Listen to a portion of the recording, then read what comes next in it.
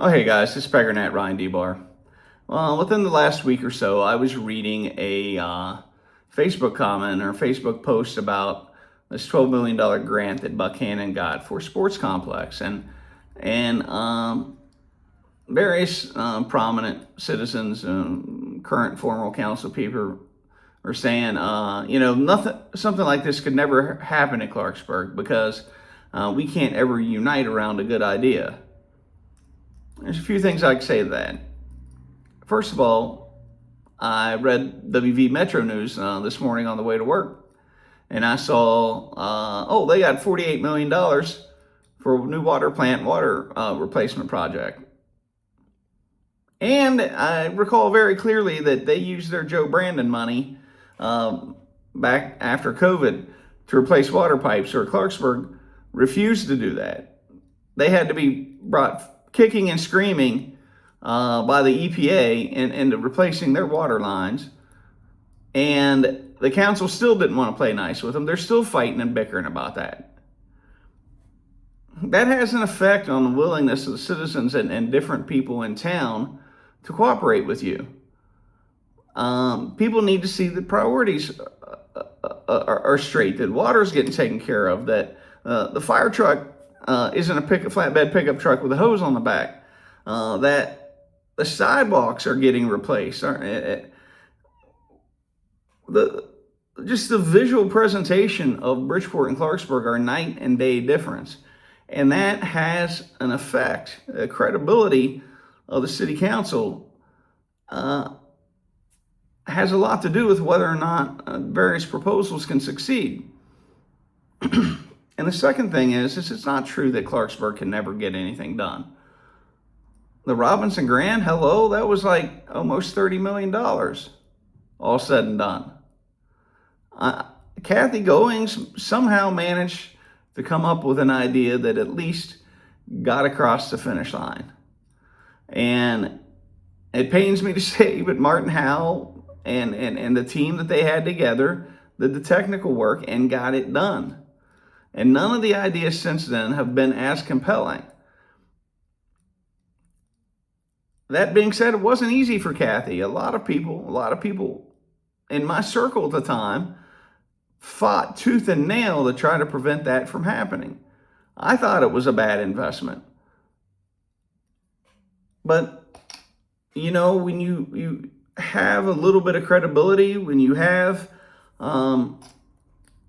some talent, some political capital, and you can get things done, even in Clarksburg. So it's more of an indictment on the councils we've had since then than it is on the town itself. And the third thing I bring up is that it wasn't easy for Bridgeport either. Because, well, look, my dad's family's from Upshur County, and I still have some connections there, and people filled me in on things going on before I even moved to Germany 3 years ago. They had been trying to get a sports complex. They already had the donation lined up from J.F. Allen, and when they brought it to the city council, the same thing you see happen. They had a fight over the location. There was a prominent city councilman, former mayor, worked for the Wesleyan College, who said, no, you don't want it out there, this land you were given. Bring it down in the park beside Wesleyan, and you benefit the college, and you benefit the town. It's much better over here. So there was a fight over the location. And some of it was just that man's voting base was Wesleyan College. You could still argue, maybe the sports center would be better and close to town or something. That's a valid argument. But it wasn't easy, and big decisions like that of spending huge amounts of money shouldn't be easy. You should be challenged on your ideas and have to prevail and win over opposition. You don't have a functioning democracy if you don't have to prove your ideas.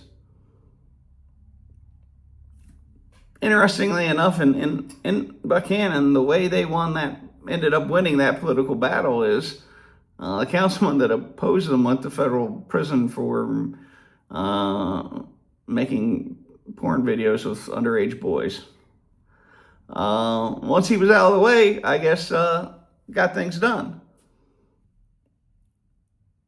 But just to circle back, it really comes down not so much just to Buckhannon being a nicer town, because it's kind of not. Behind the scenes, there's a lot of ugliness that goes on there.